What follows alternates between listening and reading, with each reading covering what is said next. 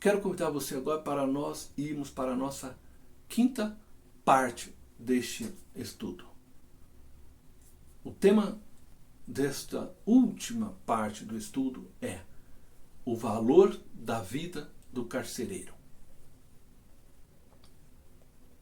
Quero convidar você à leitura do texto de Atos, capítulo 16.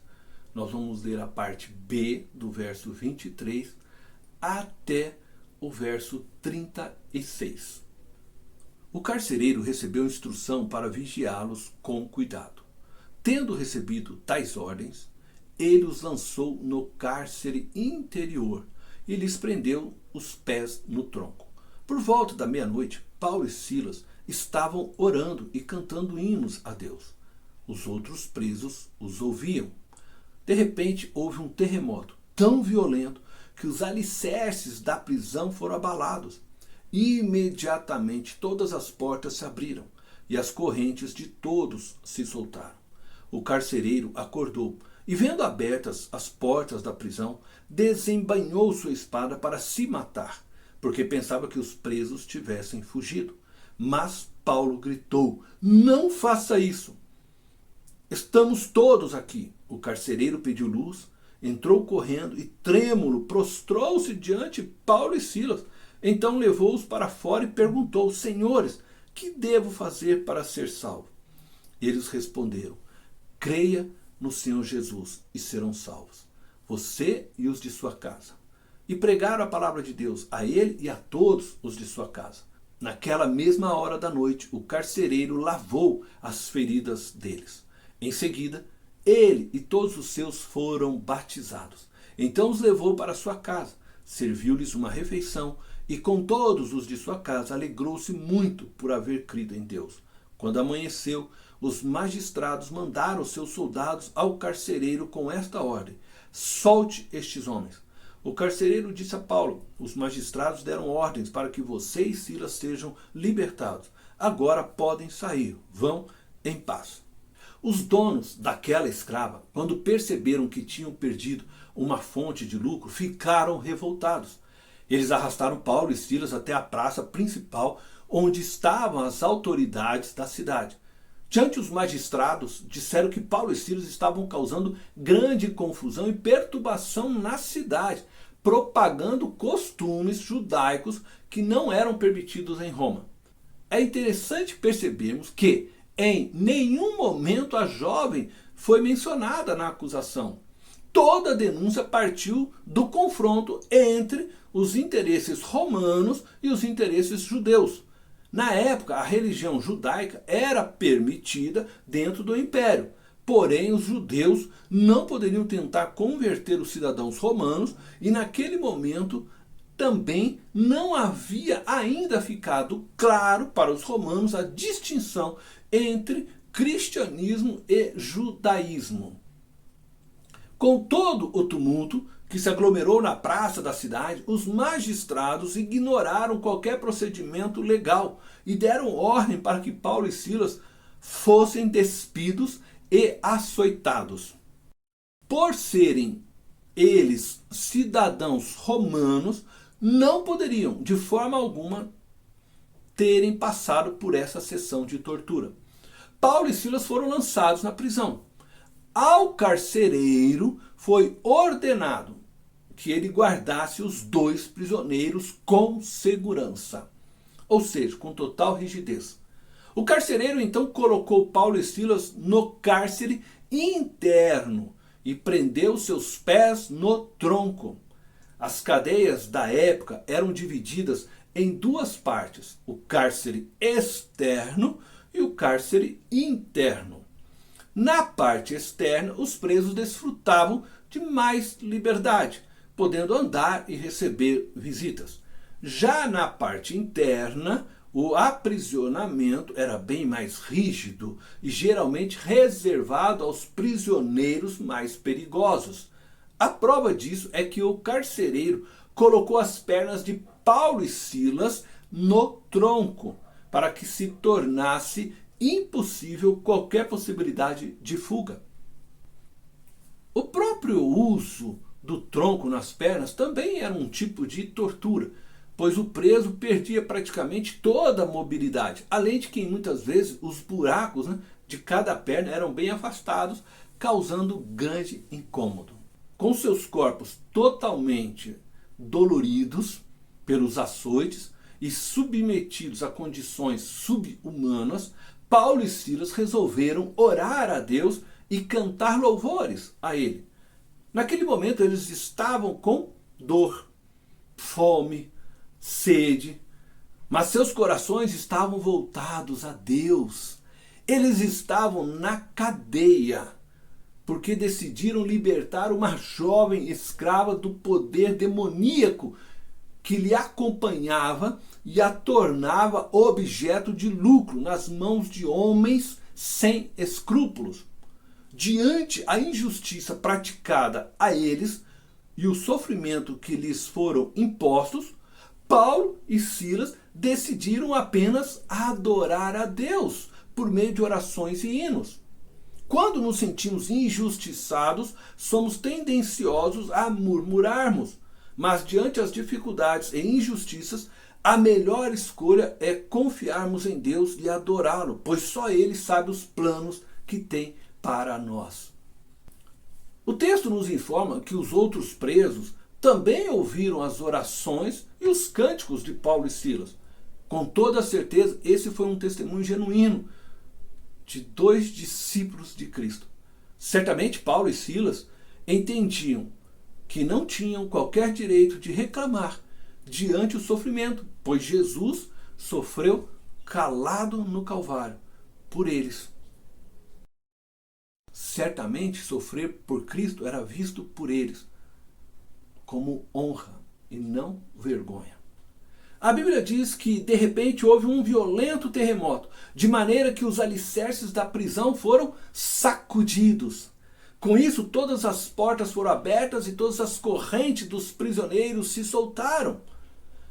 É verdade que na Macedônia havia incidência de terremotos, porém, claramente esse terremoto específico foi providência divina. Ou seja, Deus usa até mesmo de meios naturais para prover milagres inexplicáveis. Aquele terremoto tinha um papel decisivo no propósito de Deus. Não foi apenas uma coincidência. Apesar de todos os prisioneiros estarem livres, nenhum deles escapou, fugiu. É possível que todos ficaram perplexos ao redor de Paulo e Silas, admirando o poder do Deus deles.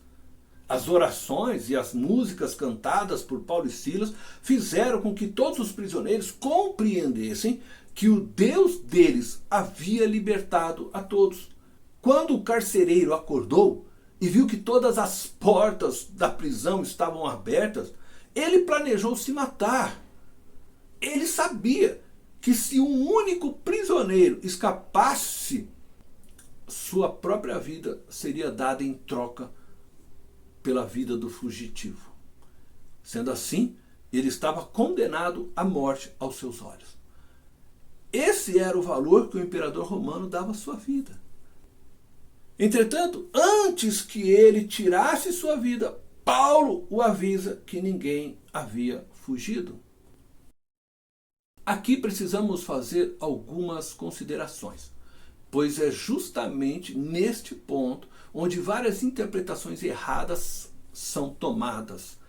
Algumas pessoas utilizam essa passagem para tentar ensinar que a oração da madrugada é mais poderosa, tão poderosa que até mesmo um terremoto ocorreu quando Paulo e Silas oraram à meia-noite. No entanto, esse ensino é completamente estranho aos ensinos das Escrituras.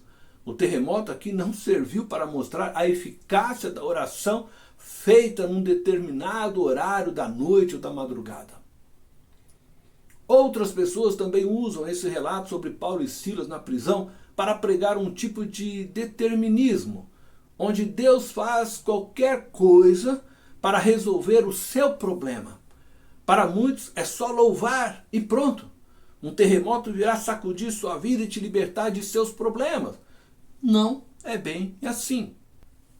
Em primeiro lugar, não há qualquer evidência no texto que Paulo e Silas tenham orado para que fossem libertos da prisão. muito menos que tenham solicitado o terremoto que ocorreu. O texto claramente parece indicar que os dois missionários estavam simplesmente rendendo graças ao Senhor. Acredito que eles nem esperavam por tamanha libertação. Devemos nos lembrar que Paulo foi preso outras vezes e não houve novos terremotos. Essa foi uma experiência única. O que houve ali foi a perfeita execução de um plano do Senhor.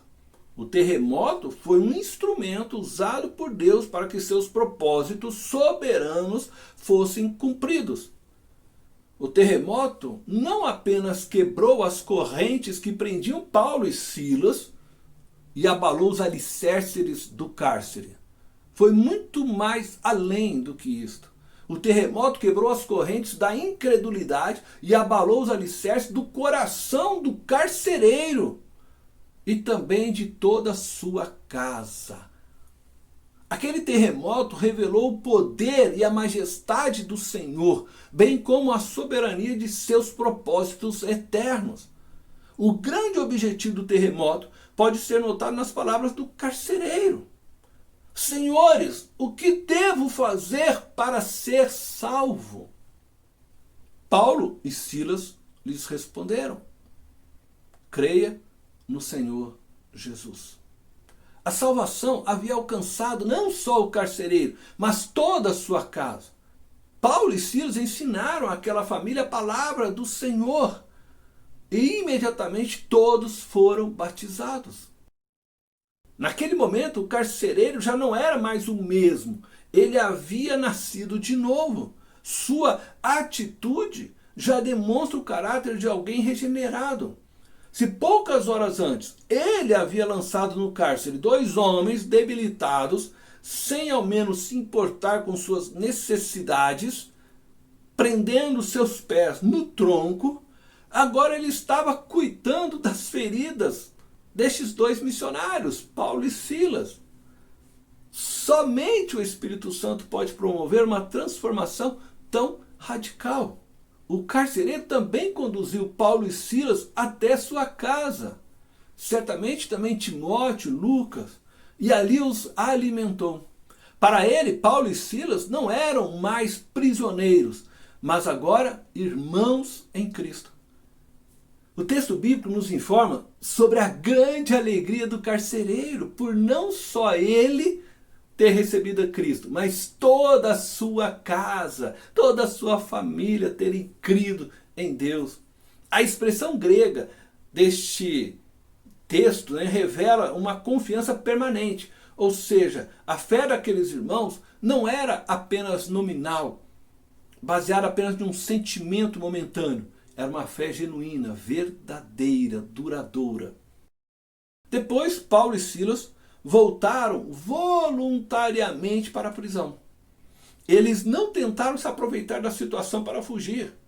Se eles tivessem fugido, logo após o terremoto, o carcereiro teria se matado e ido para o inferno.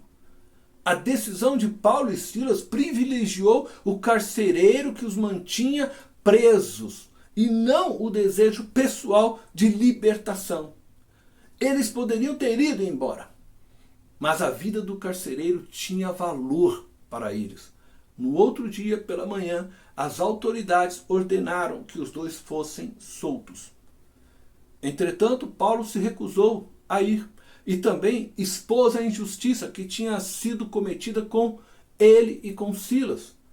Como cidadãos romanos, exigiram uma retratação pública. A revelação de que Paulo e Silas tinham cidadania romana perturbou os magistrados, que foram até a prisão e pediram desculpa a eles, implorando também que eles deixassem a cidade. Após saírem da prisão, Paulo e Silas foram para a casa de Lídia, onde se reuniram com os irmãos e, depois de encorajá-los, partiram de Filipos. O episódio da prisão de Paulo e Silas nos fornece 2 grandes lições. A primeira lição: não temos que negar a dor, seja qual for a razão dela. Não somos chamados para fingir que não está doendo. O sofrimento faz parte de nossa existência, mas precisamos, em meio à dor, olharmos para a cruz e nos lembrarmos de que Jesus certamente sofreu muito mais, experimentou dores mais intensas por causa dos nossos pecados do que qualquer dor que possamos experimentar. Temos que olhar para a cruz e percebemos que mesmo diante nossa dor, existe uma razão para nos alegrarmos, pois a vida abundante nos esperando na ressurreição. Segunda lição: precisamos dar valor a todas as pessoas, mesmo que elas sejam para nós carcereiros, que nos aprisionam e nos subjugam. Elas necessitam do Evangelho de Cristo. E você pode ser um instrumento de Deus que a conduzirá à nova vida em Cristo Jesus. Deus te abençoe grandemente.